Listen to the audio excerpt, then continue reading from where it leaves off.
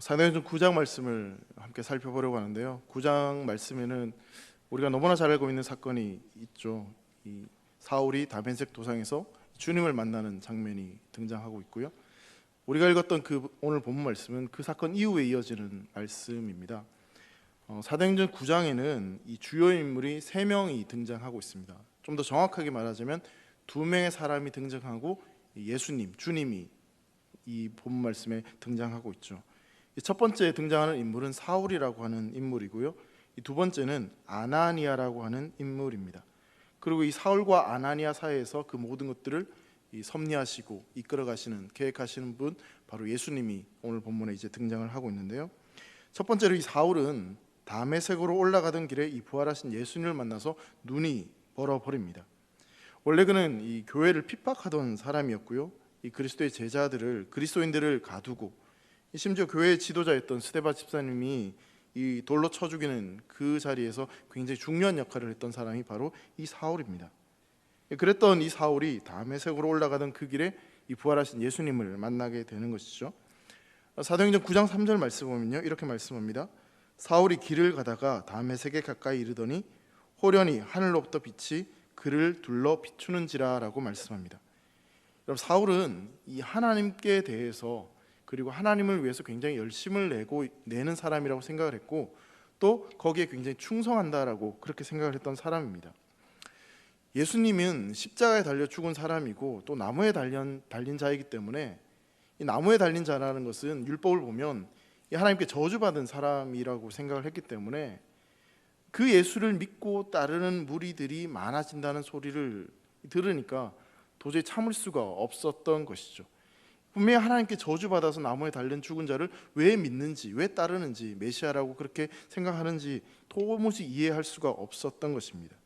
그래서 유대인들 가운데 일어나고 있는 저 나사렛 예수를 믿는 그런 사람들은 다 이단이고 잘못된 것이기 때문에 그 사람들을 다 잡아야 된다, 그렇게 생각을 했던 것이죠. 여러분, 사울은요, 이 나쁜 사람, 악한 사람, 사실 포악한 사람이 아니라 엄밀히 본다면 종교적인 열심이 굉장히 열심히 있었던 그런 사람이라고 볼 수 있을 것 같아요. 자신의 인생 전체를 걸고 이 나사렛 예수를 믿는 이단들을 잡아서 가두고, 그게 자신에게 주어진 일이라고 생각했고 또 그 일을 하는 것이 옳은 일이다라고 생각을 했던 사람이었죠. 근데 그랬던 사울이 지금 다메섹으로 올라가던 그 길에서 이 저주를 받은 자라고 생각했던 그 예수님을 만나게 되고, 또 그 예수님이 자신을 부르는 그 말씀을 듣게 되는 것입니다. 그런데 그 말씀을 듣는 그 순간 이 사울의 눈이 멀어져 버리게 되는 것이죠. 여러분, 단지 이게 시력을 잃었다라고 사실 우리가 생각할 수 있지만, 이 눈이 멀었다는 그 의미를 좀 더 생각해 본다면, 이 눈이 멀었다는 것은 완전히 죽은 사람, 인생의 절망 가운데 빠졌던, 아무런 희망이 없는, 더 이상 소망을 가질 수 없는 그런 상태가 되었다라는 것을 말씀하고 있는 것입니다. 그리고 나서 이제 오늘 본문에 등장하는 또 다른 인물이 있는데 바로 아나니아입니다. 여러분, 아나니아는요, 앞에서 등장했던 이 사울에 비해 본다면 거의 무명에 가까운 그런 사람입니다. 사도행전 9장, 오늘 우리가 읽었던 이 본문의 말씀 외에 이 아나니아와 관련된 이야기는 그 어디에도 등장하지 않습니다. 그는 다메섹에 살고 있었던 그 제자 중에 한 사람, 성도 중에 한 사람이었다라고 성경은 이야기합니다. 그랬던 그 역시 어느 날 이 부활하신 주님을 만나게 됩니다. 10절 말씀입니다. 그때 다메섹에 아나니아라 하는 제자가 있더니 주께서 환상 중에 불러 이르시되 아나니아야 하시거늘 대답하되 주여 내가 여기 있나이다 하니라고 말씀합니다. 아나니아가 무엇을 하고 있다가 그 환상을 보았는지는 정확히 알 수는 없습니다. 근데 성경은 딱 한 가지 초점을 맞추어서 거기에 집중해서 지금 이야기를 하고 있는데, 주님이 찾아오셔서 아나니아를 부르셨고 만나 주셨다는 것을 정확하게 성경은 말씀하고 있습니다. 예수님께서 찾아오셔서 아나니아의 이름을 부르셨습니다.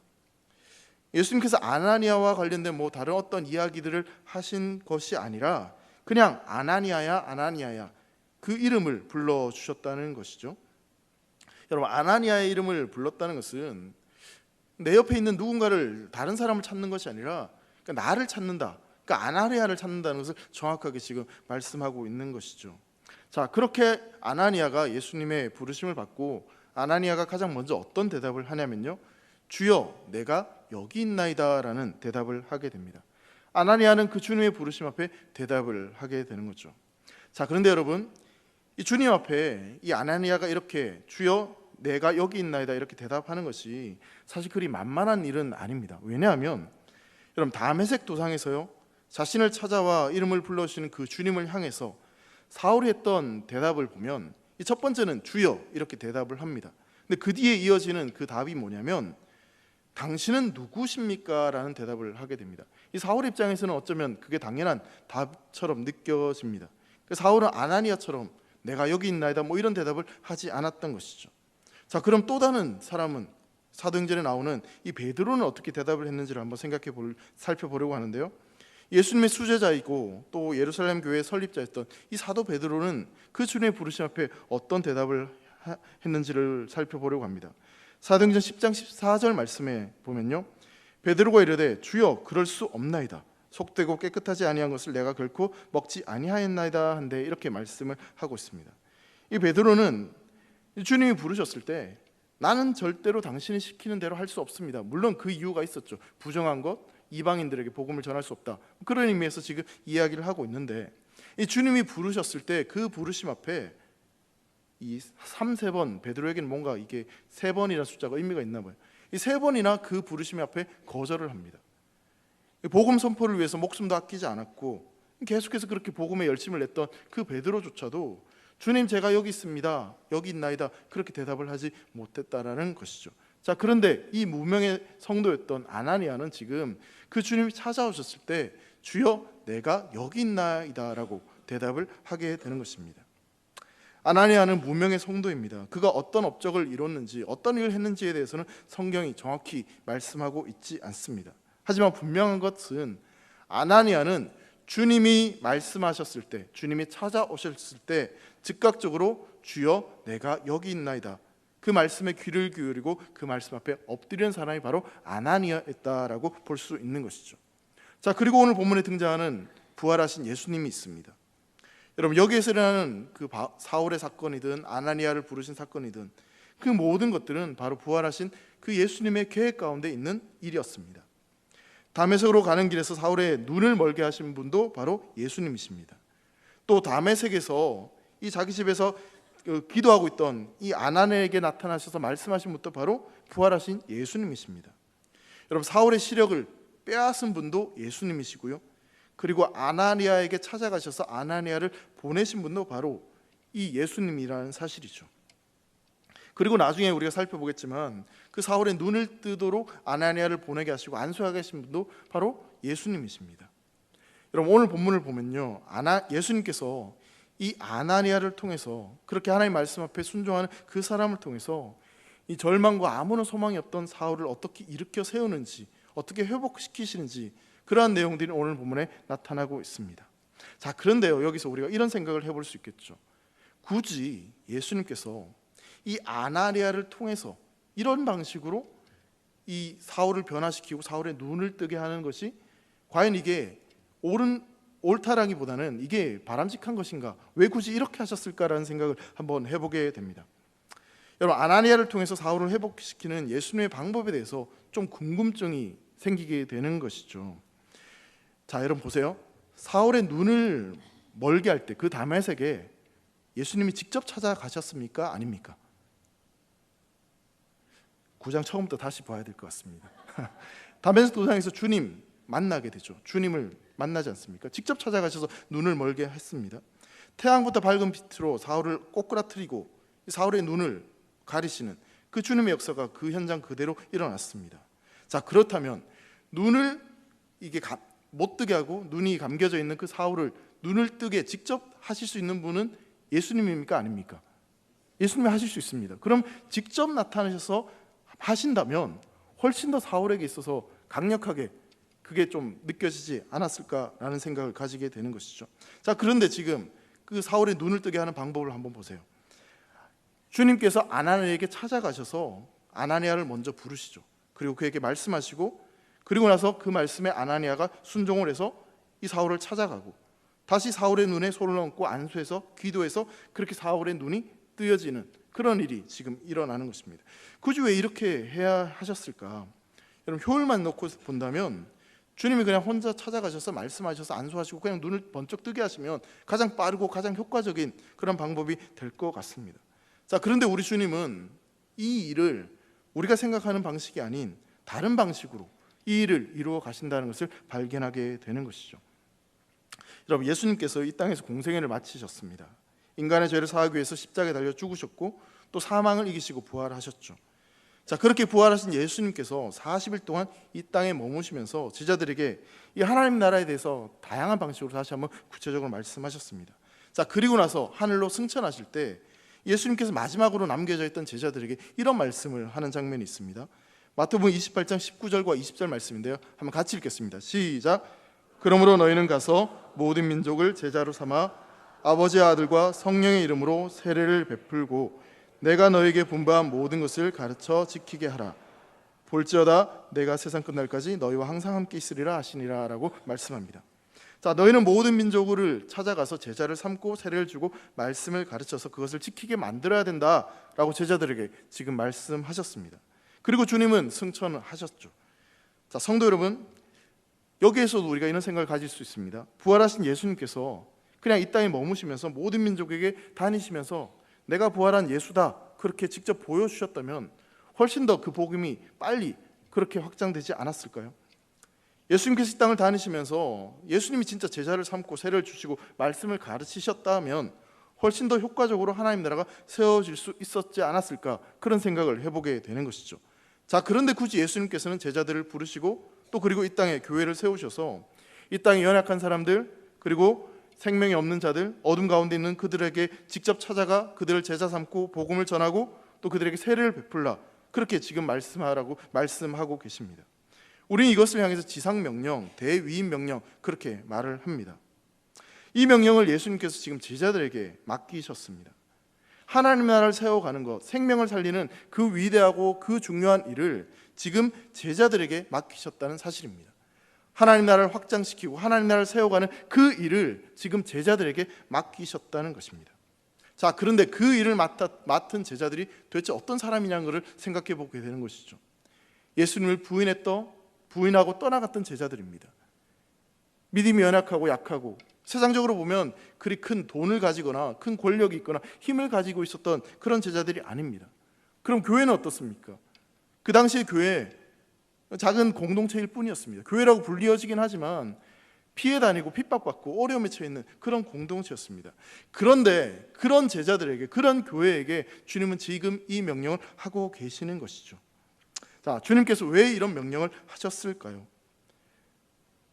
정말 그 명령을 수행하기 위해서 우리가 꼭 필요하기 때문에, 물론 그런 측면도 어느 정도 있을 거라는 생각을 가지게 됩니다.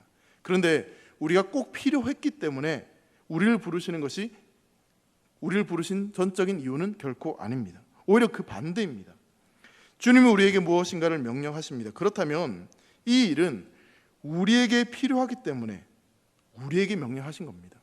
그러니까 주님이 필요하시기 때문에 그 명령을 하신 것이 아니라 사실은 그 명령이 우리에게 전적으로 필요한 명령이기 때문에, 그 명령을 통해서 우리가 변화되어지고 그 명령을 통해서 우리에게 원하시는 하나님 뜻이 있기 때문에 그 명령을 우리에게 하신다라는 사실입니다.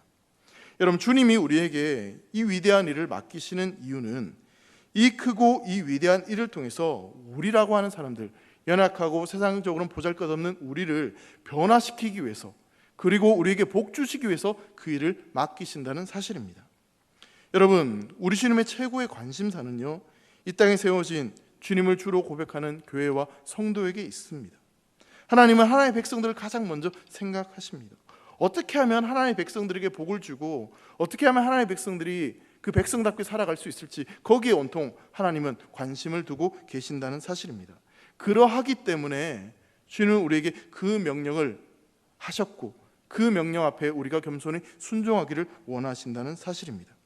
하나님께서 우리에게 무언가를 명령하시고 그 일을 하라고 말씀하실 때는 여러분, 우리를 너무나 사랑하시기 때문에 우리를 변화시키기 위해서, 그래서 하나님께서 우리를 초대하신다는 사실을 꼭 믿으시기를 바랍니다. 여러분, 우리가 주님의 일을 맡아서 하게 되면, 여러분, 그 일을 하게 되면 어떤 일이 벌어집니까? 정말 죄송하게도요, 일이 잘 안 됩니다. 그럼 잘 보세요. 주님이 그 명령을 하시고 나서 거의 지금 2000년이 지났습니다.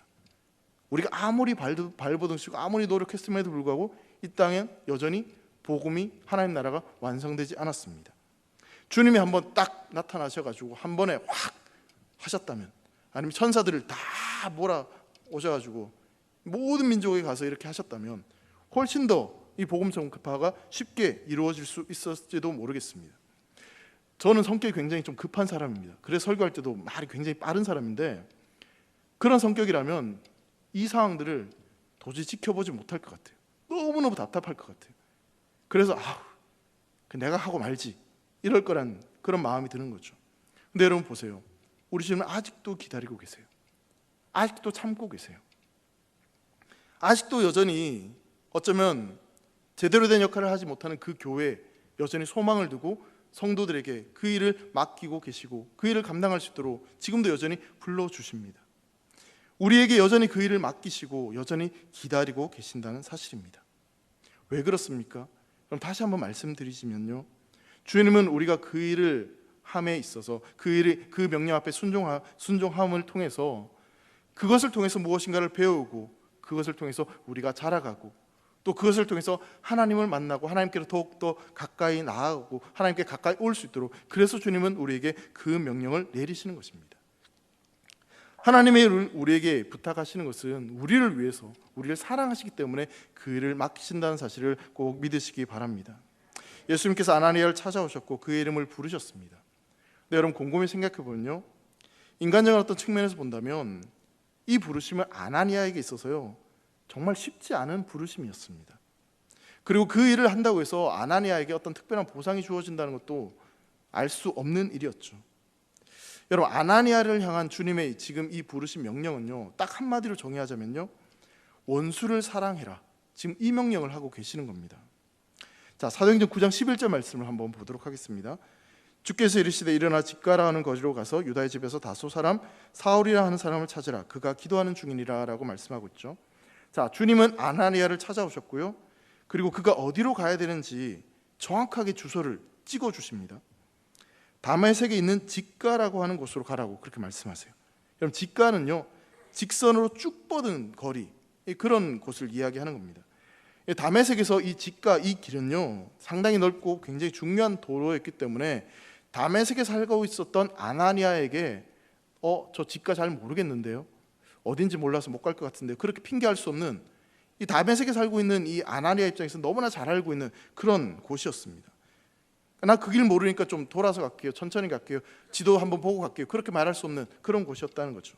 그리고 주님은 분명히 유다의 집에 사울이 머물고 있다라고 정확하게 말씀하고 있습니다. 이 즉 문패에 적힌 이름까지, 어떤 집에 머물러 있는 것까지도 정확하게 지금 말씀하고 있는 거예요. 요즘식으로 이야기하자면 다메섹시 직가길 유다의 집에 지금 사울이 있다, 그럼 거기에 가라 이야기하시는 겁니다.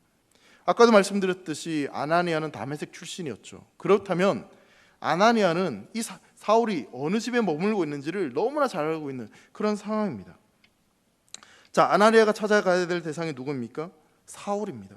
자, 그렇다면 주님이 지금 명령하신 이 내용을 보면 생각할 필요도 없고, 그리고 연구할 필요도 없고, 그냥 즉각적으로 지금 일어나서 찾아가서 그 사울을 만나면 되는, 그러니까 지금 바로 순종하면 되는 그런 명령입니다.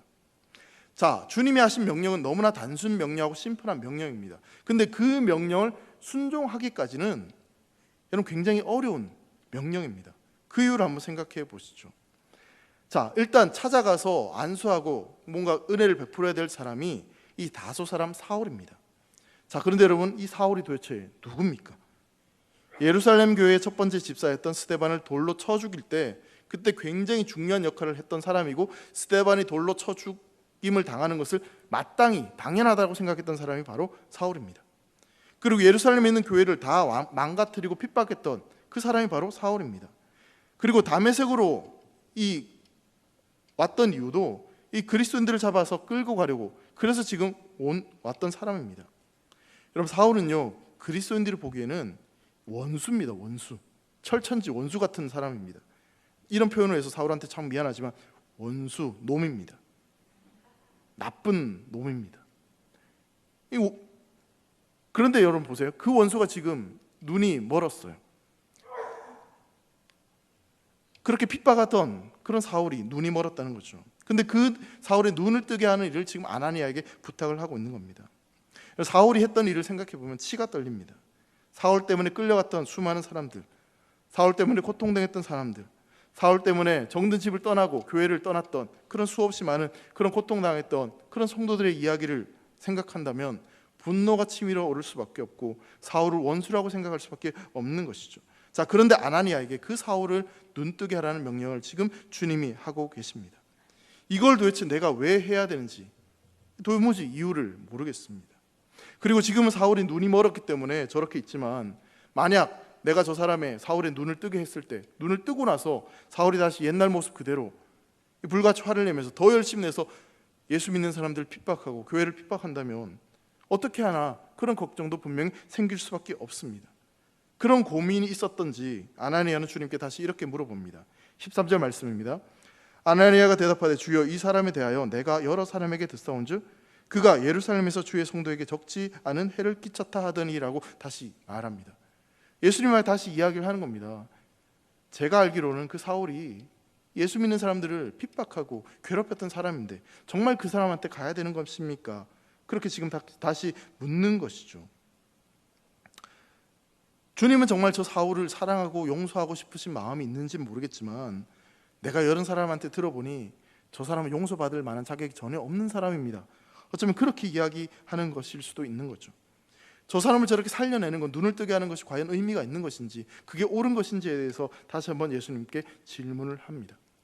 그 모든 이야기를 우리 주님께서 들으셨습니다. 그리고 나서 주님께서 뭐라고 대답하시냐면요, 앞으로 사울이 어떤 사람이 될 것인지, 어떤 일을 할 것인지에 대해서 말씀을 하십니다. 15절 말씀입니다. 여러분 15절 말씀 한번 같이 읽습니다. 시작.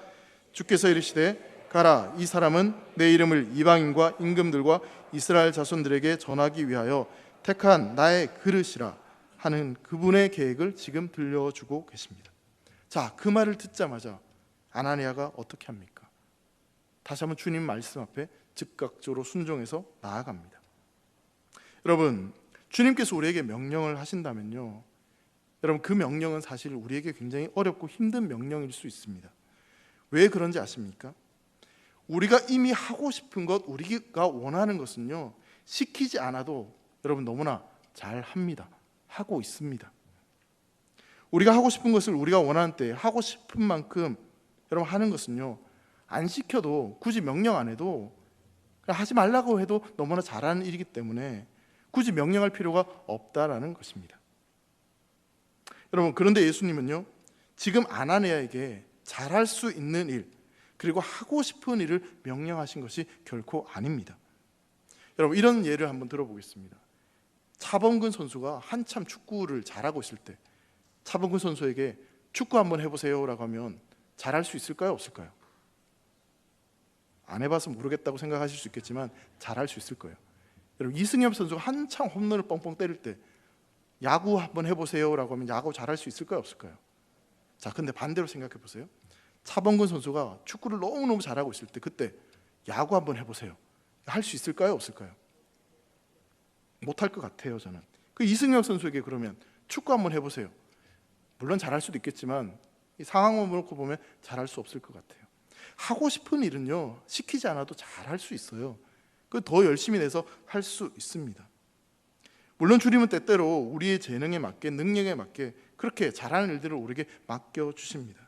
근데 여러분, 주님이 정말 강권적으로 우리에게 찾아오셔서 명령하실 때는요, 사실은 우리의 재능이나 우리의 전공이나 어떤 능력에 상관없이 그냥 말씀하실 때가 때로는 있어요.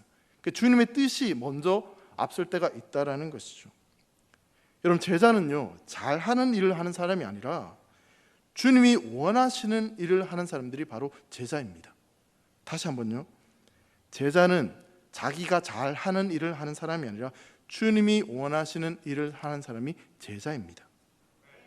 그리고 그 제자는요, 내 힘으로 그 일을 감당하는 것이 아니라 주님이 주신 힘과 그 은혜로 그 일을 감당하는 사람이고요, 그리고 그 일을 감당하기 위해서 내 힘과 능력이 안 되지만 최선을 다해서 성실하게 그 일을 감당하는 사람, 하나님 앞에 정직하게 한 걸음 한 걸음 그 일을 위해서 나아가는 사람이, 그 사람이 바로 진짜 제자입니다. 예수님은 아나니아에게 지금 그 명령을 하고 계시는 겁니다. 원수를 찾아가서 그 사람을 사랑하라라고 명령하십니다. 아나니아 입장에서 본다면 정말 하고 싶지 않은 일입니다. 그리고 도무지 나는 그 일을 할 수 없다라고 생각하는 그 명령이 지금 아나니아에게 주어졌습니다.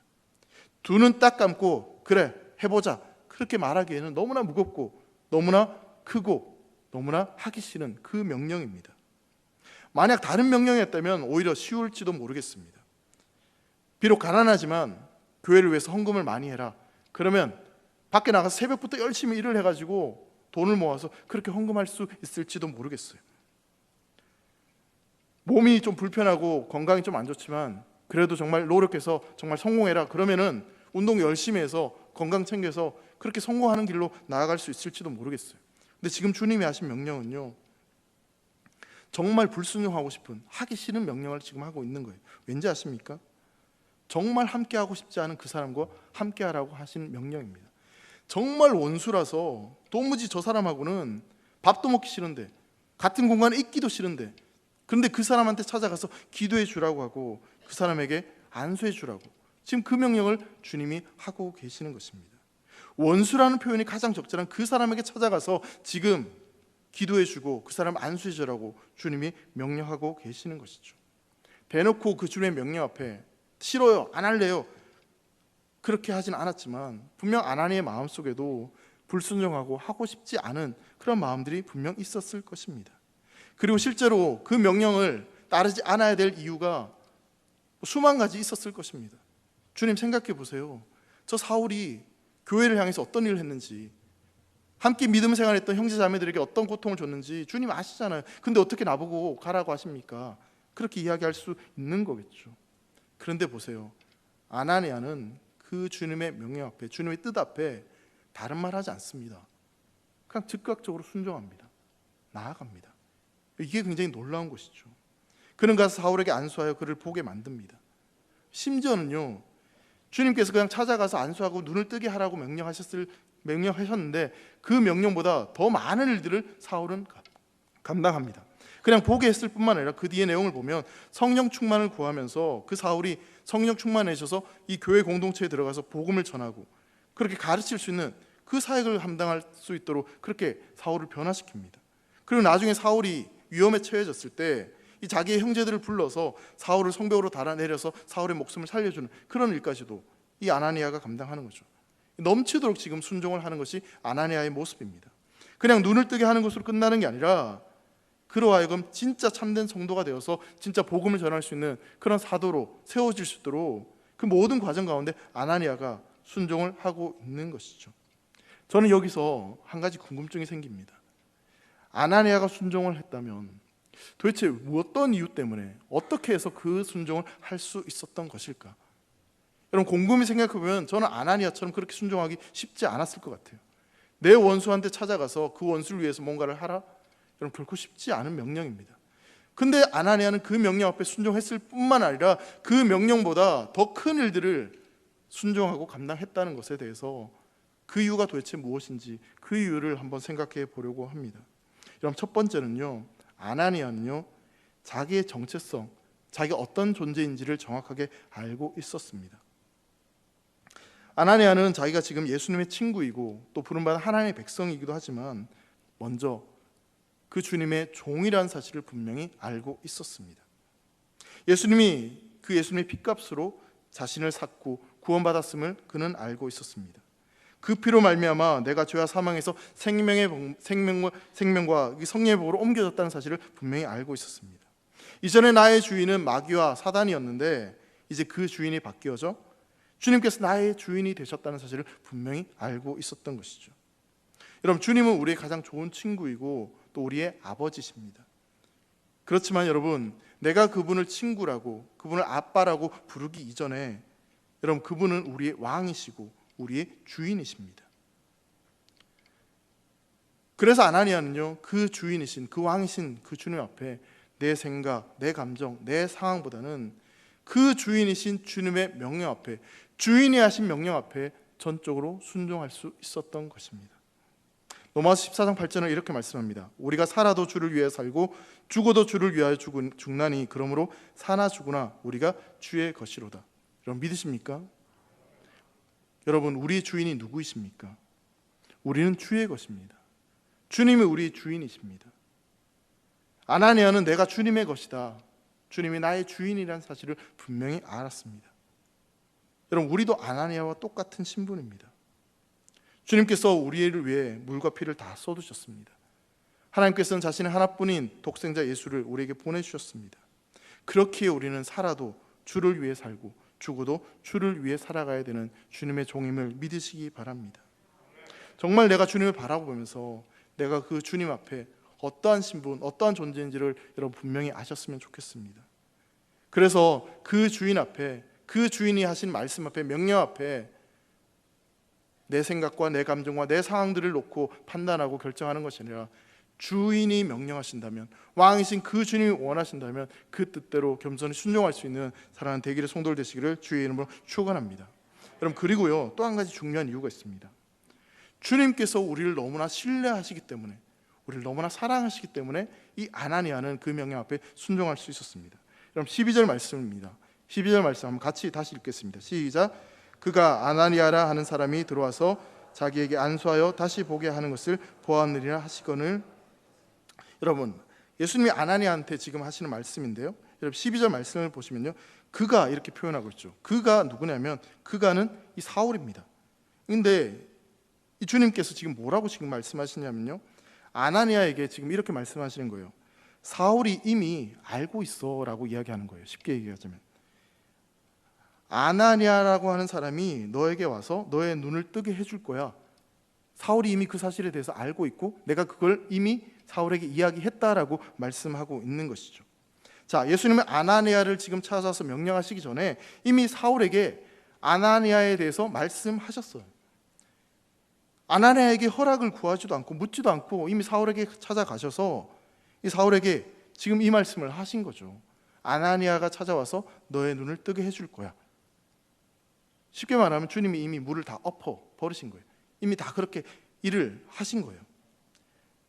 아나니아는 사실 그 마음속에는 진짜 가기 싫은 마음이 분명히 있었을 것입니다. 근데 여러분 보세요. 주님이 이 말씀을 하시자 정신을 번쩍 차리고 그 즉시 달려갑니다. 쫓아가는 거죠. 여러분 만약 이런 가정을 해보죠. 이 상황 속에서 아나니아가 왜 내가 가야 됩니까? 사울이라니요. 그 원수 같은, 사울한테 미안하지만 그 놈한테 내가 가야 됩니까? 난 못 갑니다. 나 갈 수 없어요. 만약 이렇게 아나니아가 주님 앞에 얘기를 했다면, 자 그러면 예수님은 사울에게 어떤 존재가 됩니까? 뻥쟁이가 되는 거죠. 그렇지 않습니까? 이미 사울한테 가서 아나니아가 와서 너의 눈을 뜨게 해줄 거야 얘기하셨어요. 말씀하셨어요. 근데 아나니아에게 다시 찾아와서 아나니아한테 네가 가야 돼, 너 가 했는데 아나니아가 저 못 가요, 저 싫어요, 안 갈래요, 저 죽어도 못 가요. 끝까지 버티면, 물론 주님은 다른 방식을 통해서 하실 수 있겠지만 정확하게 사울에게 이야기하셨거든요. 아나니아가 가서 너의 눈을 뜨게 해줄 거야. 근데 아나니아가 가지 않는다면 그 주님의 말씀이 거짓말이 되는 것이고, 그 예수님은 그 헛된 말, 그런 말을 지금 하게 된 것이죠. 자, 그 이야기를 듣자마자 그런데 아나니아는 벌떡 일어나서 갑니다. 마음에 불편함이 있었지만, 그리고 내가 가야 되나 고민이 있었지만, 그 주님의 말씀을 듣는 그 순간, 주님이 그렇게 약속하셨다면 주님의 말씀이 땅에 떨어지지 않도록 그 말씀이 이루어지도록 그 말씀 앞에 전적으로 순종하는 아나니아의 모습을 보게 되는 것이죠. 자, 그렇다면 여러분 왜 주님께서 이렇게 하셨을까요? 원래는 엄밀히 이야기하자면 예수님께서 아나니아에게 먼저 찾아오시는 게 맞겠죠. 그래서 아나니아한테 야, 이런 상황인데 너 사울한테 갈 수 있겠니? 네가 좀 갔으면 좋겠어. 요즘 식으로 하면 이렇게 이야기하는 게 맞지 않습니까? 소통해야 되고, 뭐 요즘 명령하는 거 별로 좋지 않잖아요. 그래서 이렇게 해주시면 좋을 것 같은데요, 이렇게 해주시면 어떨까요? 이런 식으로 이야기하지 않습니까? 그게 맞는 것 같은데, 근데 이 아나니아에게 그렇게 먼저 찾아오신 것도 결코 아니고, 그러니까 아나니아가 가겠다고 확실히 한 것도 아니고, 사울에게 찾아가서 먼저 이야기를 하시는 거죠. 도대체 이 상황들을 우리는 어떻게 봐야 되는 것일까? 아나니아가 더 이상 뒤로 물러서지 않도록, 빼도 박도 못하도록 그렇게 몰아세워서 아나니아를 보내신 것일까? 여러분 그게 아니었죠. 주님은 아나니아를 신뢰하고 믿고 아나니아를 너무너무 신뢰하고 계시기 때문에 지금 이렇게 하시는 겁니다. 내가 아나니아에게 말한다면 아나니아는 내 이름과 내 말의 명예를 위해서 반드시 움직일 사람이란 것을 믿고 그 아나니아를 전적으로 신뢰해서 그래서 지금 이렇게 일들을 이루어 가시는 겁니다. 아나니아를 너무나 신뢰하고 너무나 믿고 너무나 존중하시기 때문에 그래서 아나니아에게 지금 이렇게 말씀을 하고 있는 거죠. 여러분, 예수님의 그 명령이 아나니아 입장에는 참 불편했을 것입니다.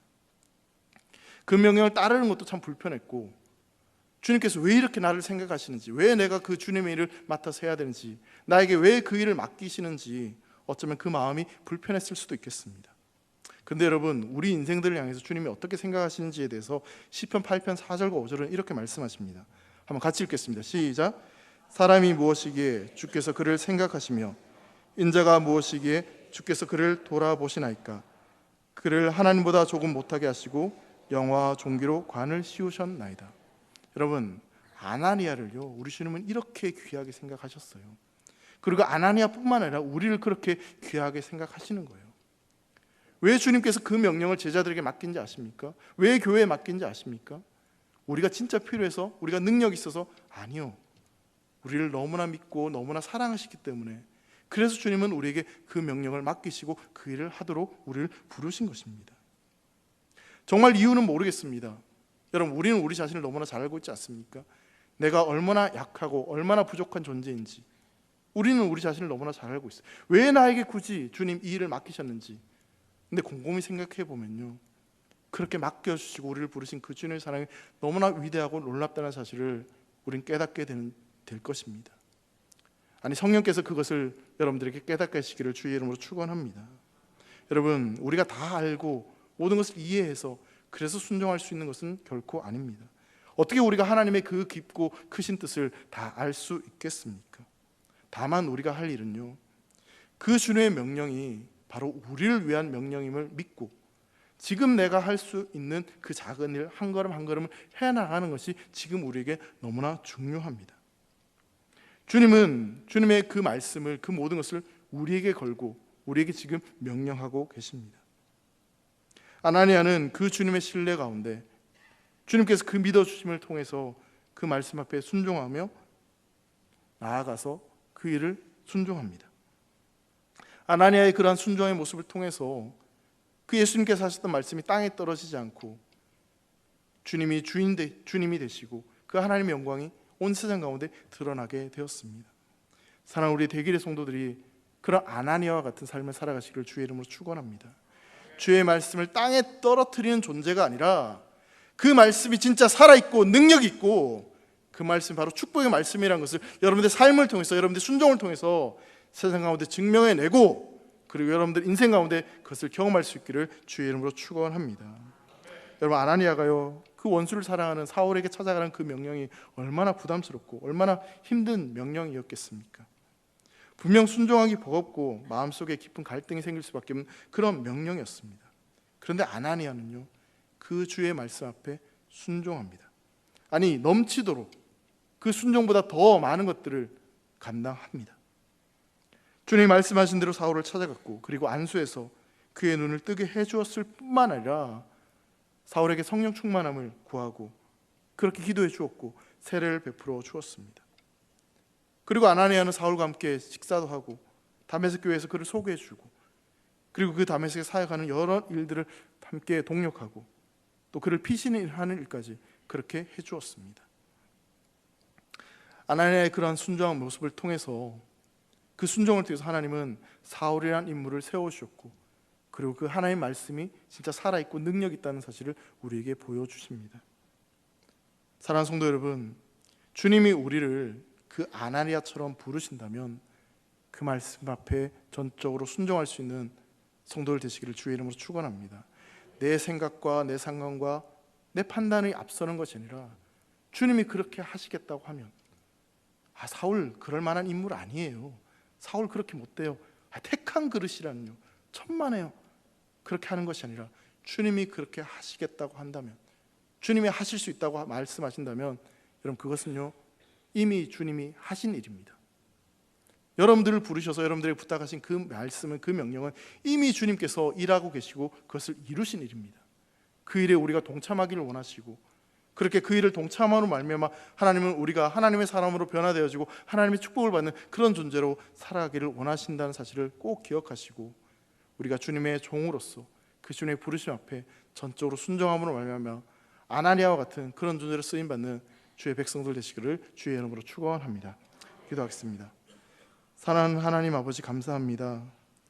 우리가 무엇이 간데 우리를 생각하시고 우리를 부르셔서 하나님의 자녀로 삼아주시니 너무나 감사합니다.